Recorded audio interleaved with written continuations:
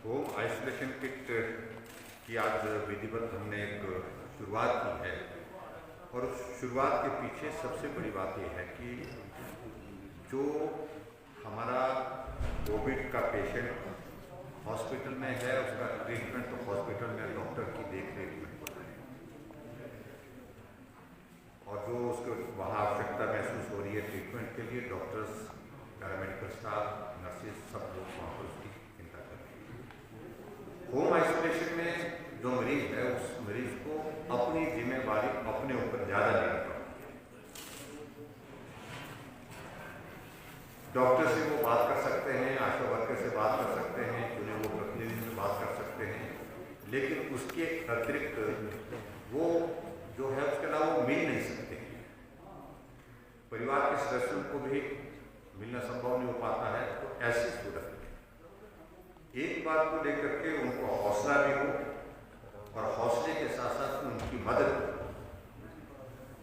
और जो जानकारी उनको ठीक प्रकार से सही प्रकार से वहाँ पर मिल सके, इसलिए हमने ये होम आइसोलेशन किट का एक निर्णय किया। और उस किट में हमारे जिनका मैंने जिक्र किया, जिसमें पूरी जानकारी होम आइसोलेशन में किस प्रकार से जो इंस्ट्रक्शंस हैं उनका पालन करना है और उसके बाद फिर उसके अंदर जो है कुछ चीज़ें हमने डाली हैं, जैसे मैंने जिसका जिक्र किया, थर्मामीटर उसके अंदर है, च्यवनप्राश उसमें है, काढ़ा उसमें है, सैनिटाइजर उसमें है, मास्क उसमें है, जो है वो जिंक की हमारी टैबलेट्स उसमें है, कैल्शियम की टैबलेट्स उसमें है, विटामिन सी की टैबलेट्स उसमें है और उसी तरह से और वो इम्यूनिटी बूस्टर है वो उसमें उपलब्ध हैं।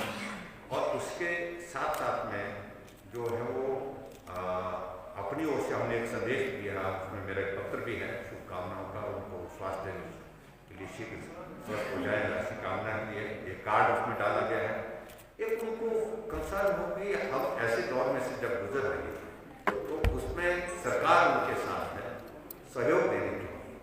और उसमें हमने एक बात को सुनिश्चित ये किया है कि हमारा चुना हुआ प्रतिनिधि, हमारे विधायकों के साथ साथ वहाँ पर पंचायत इलेक्टेड रिप्रेजेंटेटिव जो है वो जाकर के वहाँ पर जाए और वहाँ पर इस बात को भी देखें कि किट तो उनके लिए एक मदद करने के लिए जो आवश्यकता है उस दृष्टि से वहाँ पर देखिए, लेकिन उसके अतिरिक्त हो सकता है कि उनके परिवार में और भी बहुत सारी चीज़ें मदद के लिए उनकी ज़रूरत है, वहाँ कुछ किसी बात को लेकर के विशेष चिंता करने की आवश्यकता है।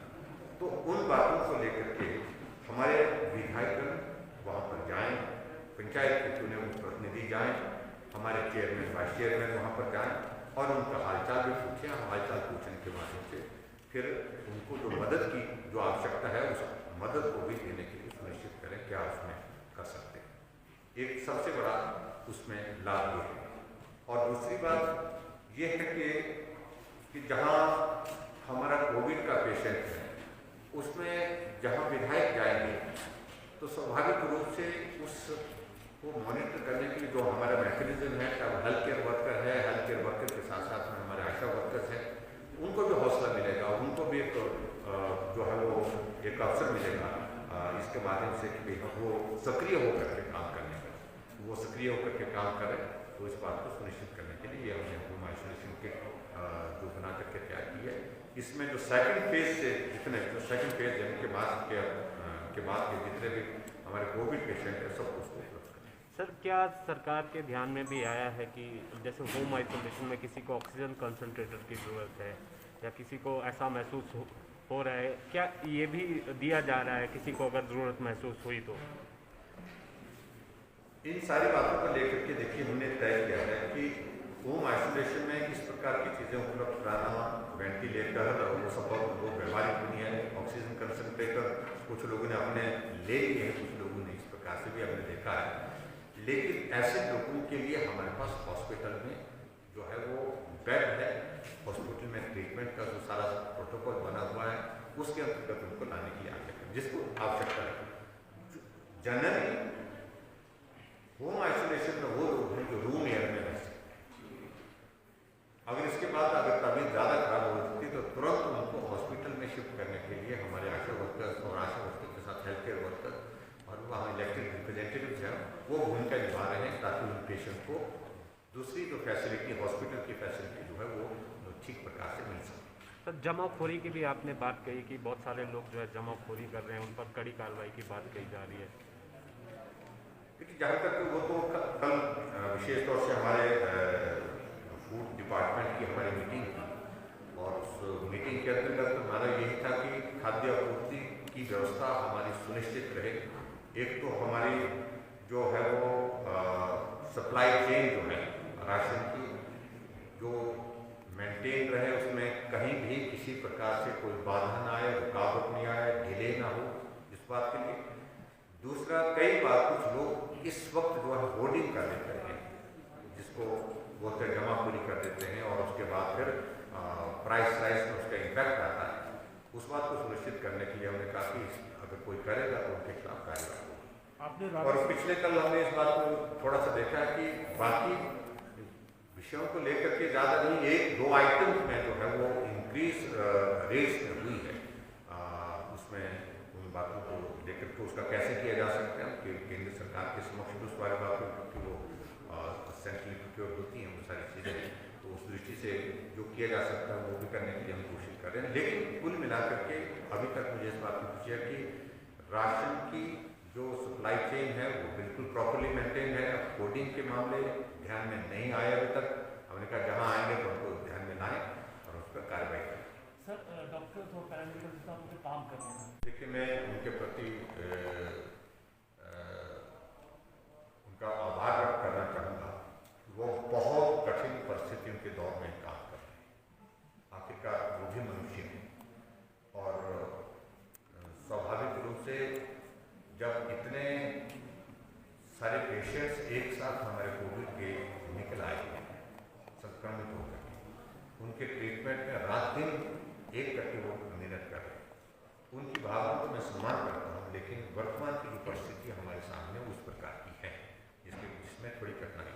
और मैं उम्मीद करता हूँ कि जैसे हमारे ये नंबर कम हो जाएगा तो उसके बाद सारी चीज़ को रिव्यू करके उनकी बातें ध्यान में है और समय समय पर हमारा संवाद भी होता है, बातचीत भी होती रहती है। लेकिन आज के दौर में वो कठिन घड़ी में काम कर रहे हैं, ज़्यादा कठिन परिस्थितियों में काम करते हुए, काम का दबाव भी ज़्यादा है, काम का लोड भी ज़्यादा है, लेकिन फिर भी मैं उनका जो है इसमें काम करने के लिए आगे बढ़ करके जो सक्रिय होकर कर रहे हैं उसके लिए उनका धन्यवाद। आपने राधा स्वामी सत्संग वालों का आभार व्यक्त किया। शिमला में भी उनका सेंटर का वहाँ भी डेडिकेटेड कोविड के बनाने का आपका है विचार? देखिए, अभी तक जहाँ तक शिमला में हमारे पास जो IGMC मेडिकल कॉलेज है वहाँ हमारे पास जो नई OPD बन रही है उसमें हमारे पास 9 फ्लोर है। उसमें हमारे पास कैपेसिटी बहुत ज़्यादा है। उसको हम प्लान कर रहे हैं धीरे धीरे। फर्स्ट ऑफ ऑल हम एक ही जगह एक ही स्थान पर उसमें वो करेंगे ताकि जो हमारा मैनेजमेंट के का जो पार्ट है उसको ठीक प्रकार से वहाँ पर कर सके, क्योंकि IGMC में उसको मैनेज करना ज़्यादा बेहतर होगा। और उसमें हमारे पास जब बिल्डिंग उपलब्ध है तो उसमें करने की हमारी प्राथमिकता पहली रहेगी। अगर आवश्यकता पड़ेगी उसके बाद आगे जाए। तो ये होम आइसोलेशन जो किट दी जाएगी, इसको किस तरह से सुनिश्चित किया जाएगा उन तक पहुँचे, और क्या जो दूसरे दलों के विधायक हैं उनको भी गवर्नमेंट अप्रोच कर रही है? Will they also be distributing it? देखिए, हमने इसमें कहा कि हमारे चुने हुए प्रतिनिधि इसमें भूमिका निभाएंगे। विधायकगण से हमने विशेष तौर से आग्रह किया है वो सक्रिय भूमिका निभाते हुए एक इस आइसोलेशन होम आइसोलेशन किट को जो है वो उन पेशेंट तक पहुंचाने में काम करें और साथ में पंचायत के चुने वो प्रतिनिधि उनको भी इन्वॉल्वमेंट उसमें लें, ताकि वो जा करके उनका हालचाल भी पूछें, उनसे मिल करके भी आएँ, उनसे बातचीत करके भी आएँ। हो सकता है उसके अतिरिक्त और भी आवश्यकता। और जहाँ तक कोई भी विधायक इसमें सहयोग देना चाहता है, आगे आकर के सक्रिय भूमिका निभाना चाहता है तो उसका स्वागत है। कांग्रेस ने भी लिप सेल शुरू किया है सर, उनकी भी मदद लेगी सरकार, विश्वास में लेगी विपक्ष को? हमने कहा कि हमने इस वक्त कतई भी जो भी संगठन, जो भी संस्थाएं आगे बढ़ करके, जो भी व्यक्ति जो भी मदद करने की स्थिति में है, जो मदद कर रहे हैं उनका स्वागत है। कांग्रेस पार्टी अगर इसमें ईमानदारी से मदद करना चाहती है तो वो आगे आए, मदद करें। पंचायतों को किस तरह का सम्मान आप देंगे? इसके लिए हम थोड़ा विचार कर रहे हैं, उसके लिए कुछ बना रहे हैं। अभी तक कोई प्लान कर रहे हैं कि किस प्रकार से उनको ये करना, तो उसमें एक पूरा एक बनेगा ये हमारा खासतौर से जो जैसे एक्टिव केस फाइंडिंग के लिए हमने शुरुआत में किया था, लगभग उसी तर्ज पर ये होगा जहाँ पंचायत के चुने हुए प्रतिनिधियों की इन्वॉल्वमेंट लें, और पर्टिकुलरली उसमें होम आइसोलेशन के अतिरिक्त जो है दूसरे जो ऐसे पेशेंट हैं जो कोविड से संक्रमित हैं लेकिन अभी टेस्ट नहीं करवाया है, टेस्ट करवाने के लिए वो प्रेरित करें, ले करके उनको जाने के लिए प्रेरित करें, ताकि उनकी जान को भी बचाया जा सके, उनका treatment. Looking forward to extend the corona curfew, क्या अपील करेंगे जनता से? मैं प्रदेश की जनता से यही निवेदन करना चाहूँगा कि कोविड के चलते हुए अभी तक हिमाचल प्रदेश में हमने कर्फ्यू लगाया हुआ है। 26 तारीख तक ये कर्फ्यू हमारा तय किया हुआ है, और उसके बाद अगला निर्णय हम उसके पश्चात करेंगे जो हालात परिस्थितियाँ हमारे सामने होंगी। 24 की हमारी कैबिनेट है, 24 की कैबिनेट में फिर से एक बार विचार करेंगे। लेकिन मैं हिमाचल प्रदेश की जनता से विनम्र निवेदन करना चाहूँगा कि संकट बहुत बड़ा है ये, ऐसे में सहयोग दें। जो विशेष तौर से मैं लास्ट में अंत में जो अपने संबोधन में जो बातें कही, शादियाँ फिर से शुरू हो रही हैं, शादियाँ करें लेकिन बहुत छोटी करें, बहुत ही छोटी करें। ये जो दूसरे आयोजन जिनका मैंने जिक्र किया है, उन आयोजनों के लिए भी मेरा यही निवेदन है कि वो आयोजन भी फिलहाल किसी तरह से टाल सकें, क्योंकि उसके लिए कोई मुहूर्त का विषय नहीं होता है। उसमें जब ये दौर समाप्त हो जाएगा कोविड का, उसके बाद आप जो है वो अपनी धार्मिक आस्थाओं को कायम रखिए, उसके बाद वो कार्यक्रम आप कर सकते हैं, चाहे वो आपके भागवत का विषय है, चाहे वो देवी देवताओं को पूजने का विषय है, देवी देवताओं को घर में लाने का विषय है, जो भी करना है उसके बाद करें। सर, वैक्सीनेशन ड्राइव जो चल रहा है उसमें क्या जो दिव्यांग है या फिर जो अक्षम है अस्पतालों तक पहुंचने के लिए, तो क्या उनके बारे में सरकार सोचेगी कि घर जाकर उन्हें जो है टीका लगाया जाएगा? इस बात पर एक सुझाव है, अच्छा सुझाव है, इस पर विचार कर ही रहे हैं वैसे हम। जैसे अभी बेड कैपेसिटी 5 टाइम्स बढ़ी है, 5 गुना, तो पैरामेडिकल और मेडिकल स्टाफ भी इसको बढ़ाने का विचार देखिए, मैंने कहा नहीं, 3100 के लगभग हमने जो है इन छोटे से पीरियड में हमने जो है हिमाचल प्रदेश में जो है वो नए लोगों को लगाया है। आउटसोर्स के माध्यम से, मेजॉरिटी आउटसोर्स के माध्यम से, लेकिन लगाया। मैन पावर के बिना तो संभव नहीं। थैंक यू वेरी मच, बहुत बहुत धन्यवाद।